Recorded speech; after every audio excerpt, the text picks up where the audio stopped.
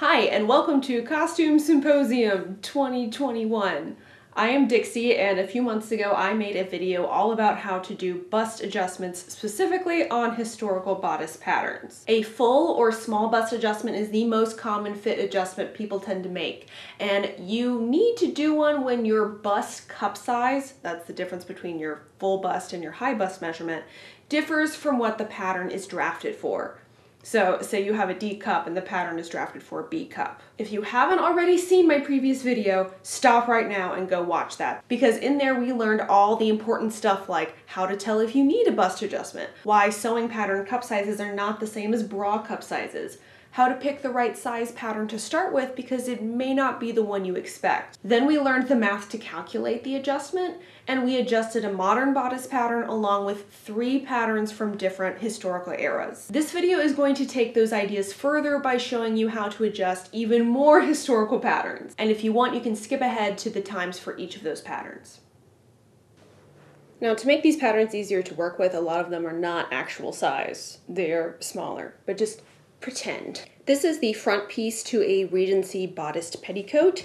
As you can see, it has 1 dart. And for this one, we are going to do the FBA or an SBA, but I'm also going to show you how to split this dart into 2 darts, because if you are especially busty and you're trying to contain a large amount of fabric volume right under your bust into one singular dart, you're gonna end up with really pointy darts, which that might work for like 1950s, but doesn't work for a lot of other periods of time. And splitting the dart will help distribute that volume and space it out. But first, we're just gonna do the FBA, and this is gonna be kind of a review of what we did last time. So if you remember, we're going to find the bust apex, which is a little bit north of the dart point. We're gonna draw a line from there, through the dart, another line from there up into the arm side, apex to side seam, and across the center front. Then we cut. And I'm not going to cut through this part right here because I want it to hinge. And for the purposes of this pattern, let's pretend there are no seam allowances. Remember to leave a hinge. Now we've got our pieces hinged, and I'm just gonna do like a generic 1-inch FBA. If it was going to be a full bust adjustment, you would add space here. There's 1 inch. If it was an SBA, you come up and over. Close up this side dart.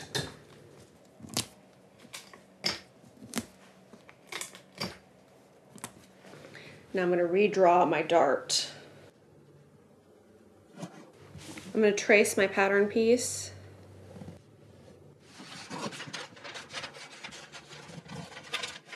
And to draw your new dart legs, you have to fold this over. Cut. So when you open it up, the dart looks like that. At this point, you can see that this dart is quite wide.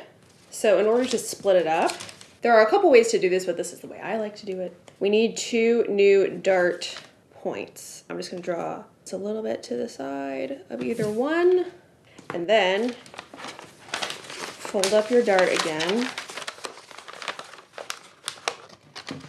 and slice a new line from the waist to the dart. In this case, I'm only gonna go through the outer layer. I don't want to cut through the existing dart.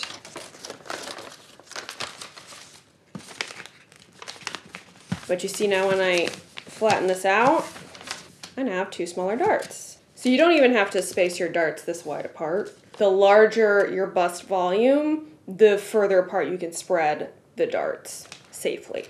So now I'm going to trace this, and I'll show you what it looks like in the end. Trace your new dart legs, or you can just mark at the waist and the dart point and then straighten them up later because your cut might not be very straight.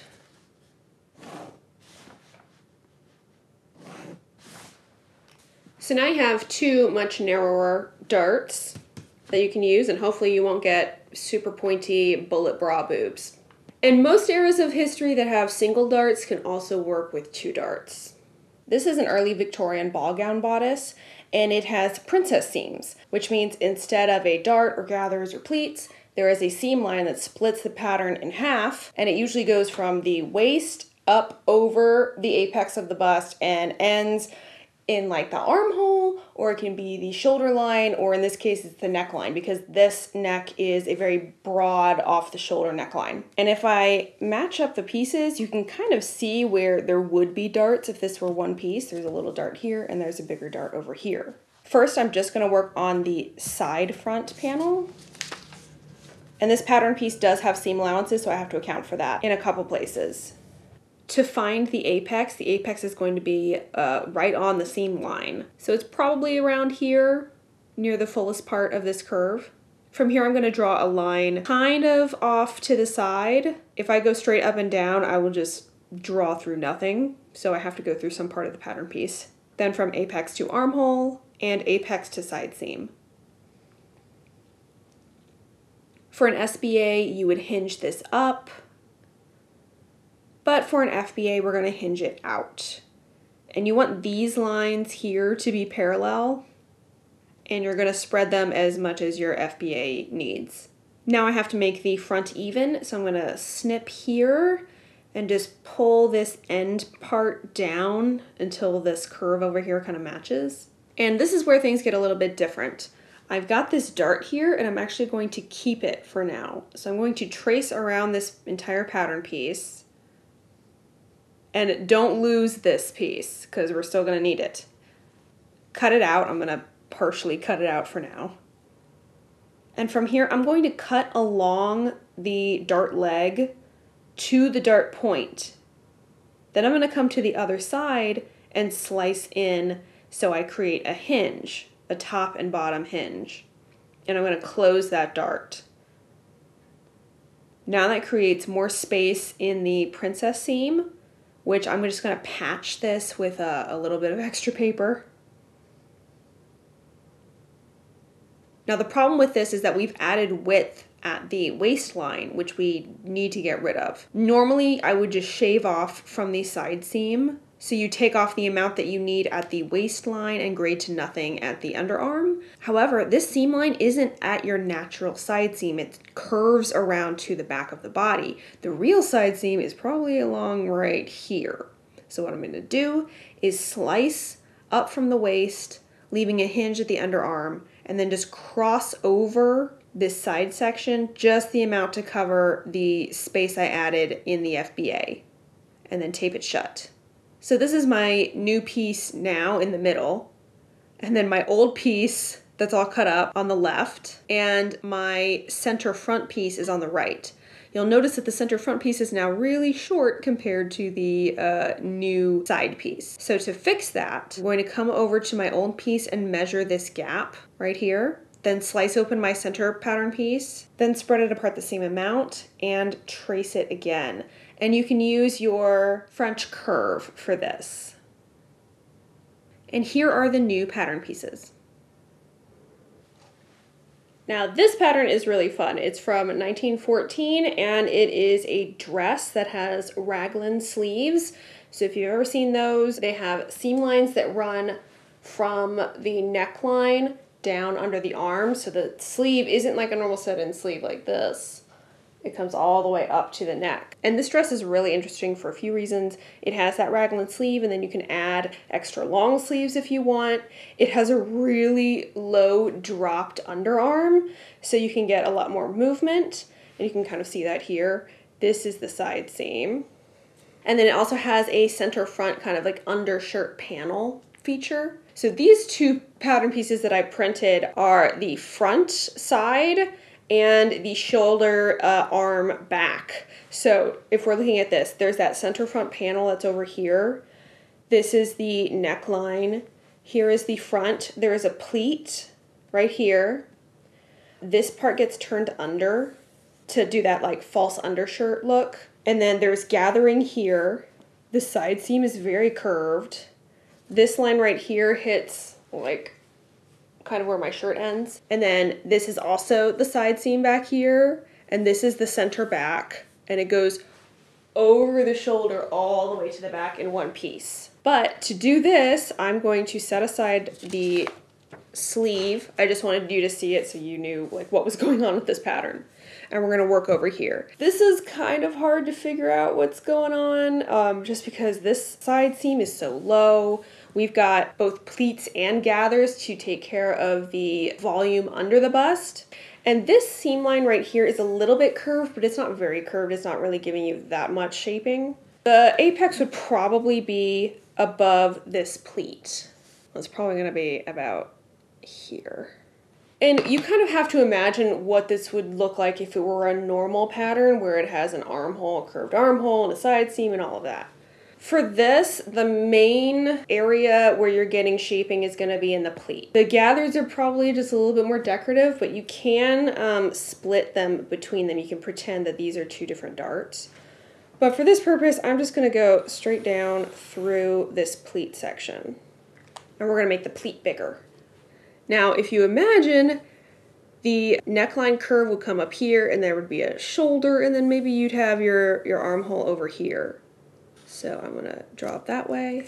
And then this one is gonna go down here and over here. And you can see that there are seam allowances. Once again, if I'm doing a full bust, I'm swinging out. A small bust, I'm swinging up and over. And for here, I'm going to line up this bottom line. Now, because this pattern has that center front panel, that undershirt, you need to add the same amount of length here to that piece as well. Now for this, since it's not a dart, I'm just gonna curve it under and it's gonna get pleated in. One thing to note, if I put my sleeve piece back over here, now you're gonna get a little bit more dart shaping in this area, which you might need. And this is the new pattern piece when it's finished.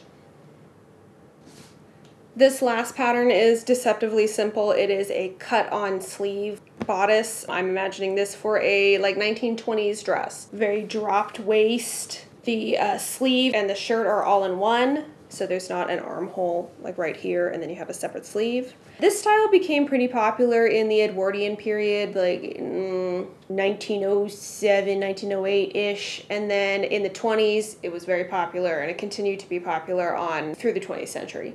But you'll notice it does not have any dart at all. For this one, I would say put it up against your body, find the apex, draw all of your lines. Now for this, we're going to actually put this somewhere else and not up in the armhole direction. So what we can do, kind of put it up here at the shoulder. And you can also branch it off to this point by the neckline here. This is kind of where your natural shoulder point would be.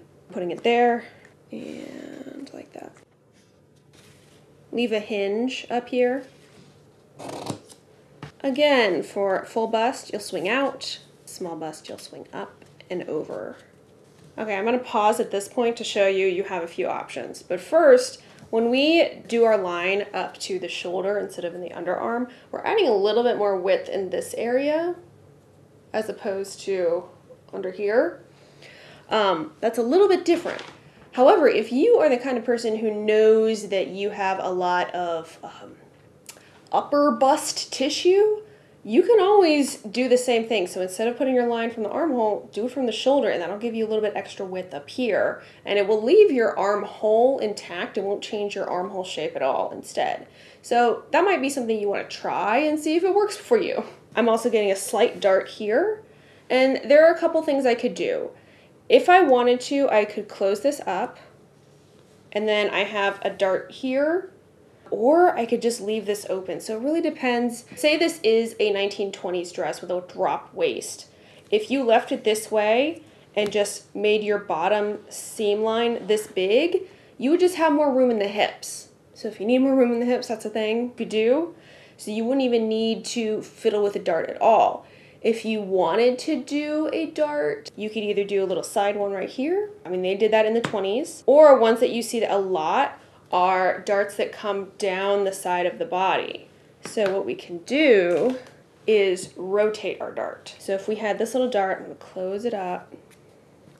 This is a drop waist that probably hits at your hips, so I would probably bring it up to your natural waist. So I'm just drawing back toward the point and come like this.